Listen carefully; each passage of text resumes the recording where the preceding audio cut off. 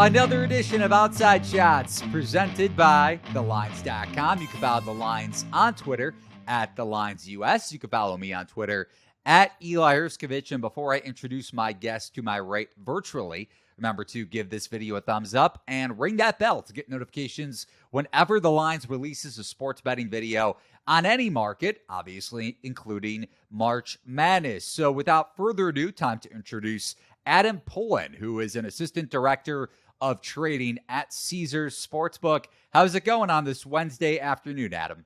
It's going great. Getting ready for the Final Four. So, yeah, everything's great. Thanks for having me.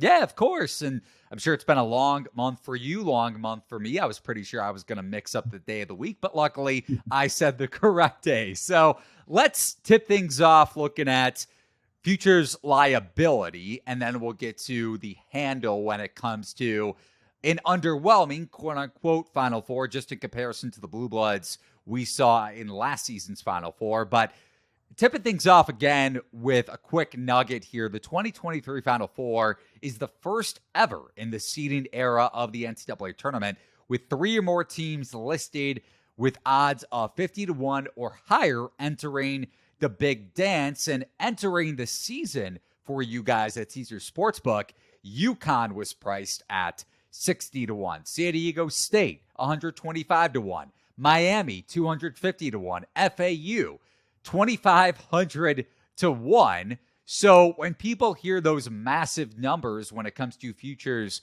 prices, what's the liability on the 4 teams remaining in the big dance over at Caesars Sportsbook, Adam?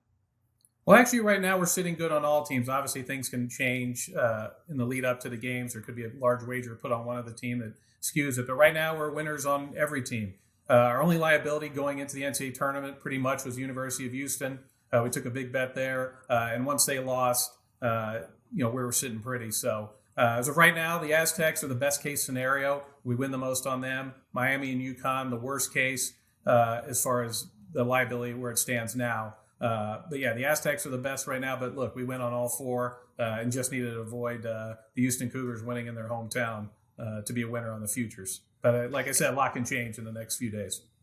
100%. And just to get kind of specific with UConn and Miami in particular, which one is the bigger loser for you guys as a sports book, and any notable big money wagers that came in at the beginning or early portion of the season on either of those teams? They're about the same. I think UConn's a little bit bigger in terms of liability, but not much. They're pretty much the same. But yeah, no, we taking big bets all throughout the year. Nothing that really stands out that I remember. Obviously, the big standouts are the FAU bets at 2,500-1.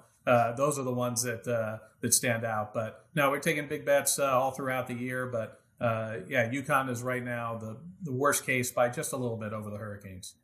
And over to the betting market here for the Final Four matchups.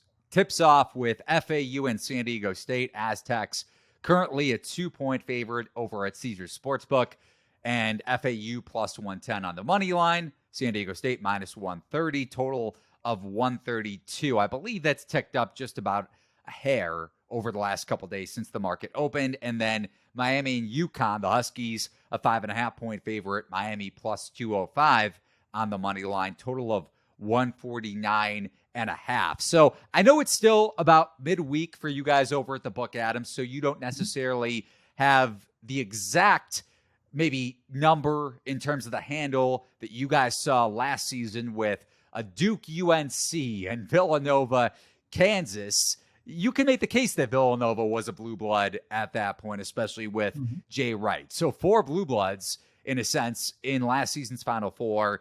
None in this year's Final Four, even though maybe you can make the case for UConn, but I wouldn't at this point, considering it's been about 8 years since they made this kind of noise when Kevin Ollie took the Huskies to the title game and won it, going back to 2014 against Kentucky. That was actually a number 7 seed and a number 8 seed squaring off in the national championship, but 2 underachieving teams that were still pretty talented and turned down the Jets when it got to March Madness. So going back to my original point, when you look at midweek handle maybe for these 2 games versus last year, what is the betting interest like in the Final Four betting market when it comes to the 2 individual games?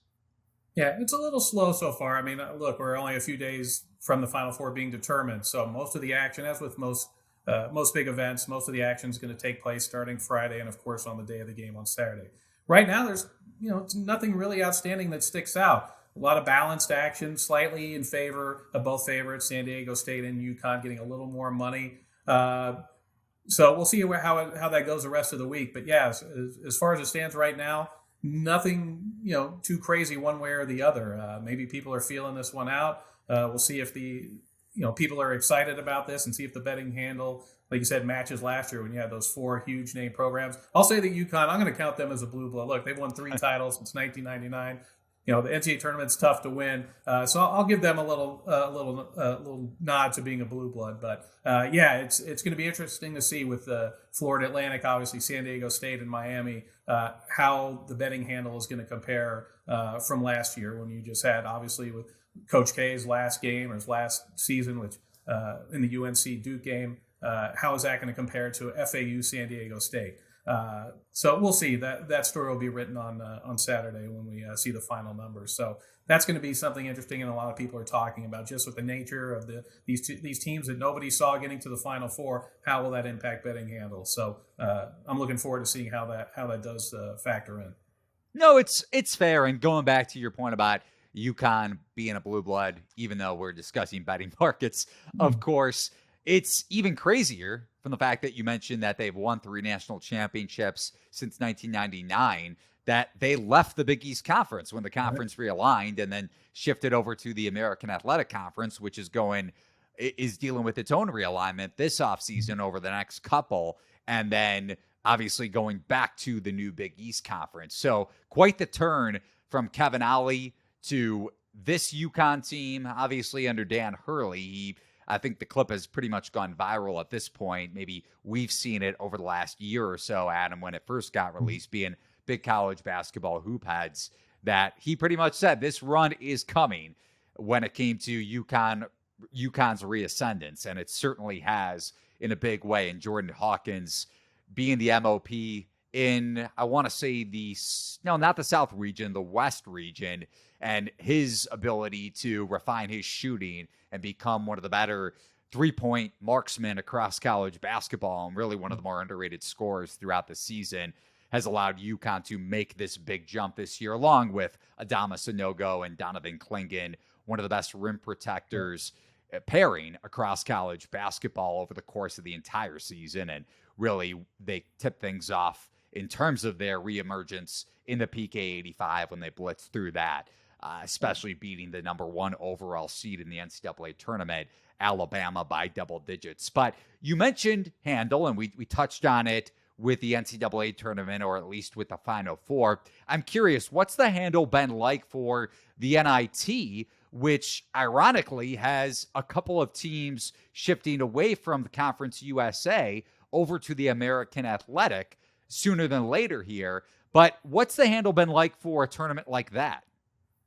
The NIT always gets good handle because it's standalone. It's not going up against the NCAA tournaments during the week. I was there last night at the Orleans Arena watching both games, a couple of exciting games. But yeah, the handle's there. I mean, obviously it's not comparative to a Final Four game, but being that they're the only college basketball games going that day, they're going to get a lot of handle and a lot of attention. So quite good handle on both the Wisconsin, North Texas, and the UAB Utah Valley games. So people are paying attention. Looking forward to the final tomorrow night. Should be a doozy. And like you said, Conference USA this year. How can you argue? It's you might say it's the best basketball conference in America right now with what those teams are doing in the postseason. Right, it's crazy. Big 12 was donned, and I was a part of that collective groupthink that the Big 12 was the best conference in college basketball, especially considering the last 2 national champs have come from that conference in Baylor and Kansas. And Texas, if they didn't blow that lead late against Miami, you could argue that they would have given UConn its biggest push in the NCAA tournament so far. Although I do think Miami might be able to make that game a little bit of a dogfight if they turn the Huskies over. But more on that game. I'll do a deep dive on my betting podcast tomorrow with a shot quality guy, Justin Perry, like we've done throughout the NCAA tournament. So be sure to stay tuned for that on the Outside Shots channel or on the Lines channel and the Outside Shots feed itself for college basketball. But Been great chatting with Adam Pullen, of course, the Assistant Director of Trading over at Caesars Sportsbook. Remember to check out all the latest betting markets over at Caesars Sportsbook, and also follow the lines on Twitter at the Lines US. For Adam, for myself, Eli Hershkovich. Thanks for watching and listening. So long, everybody.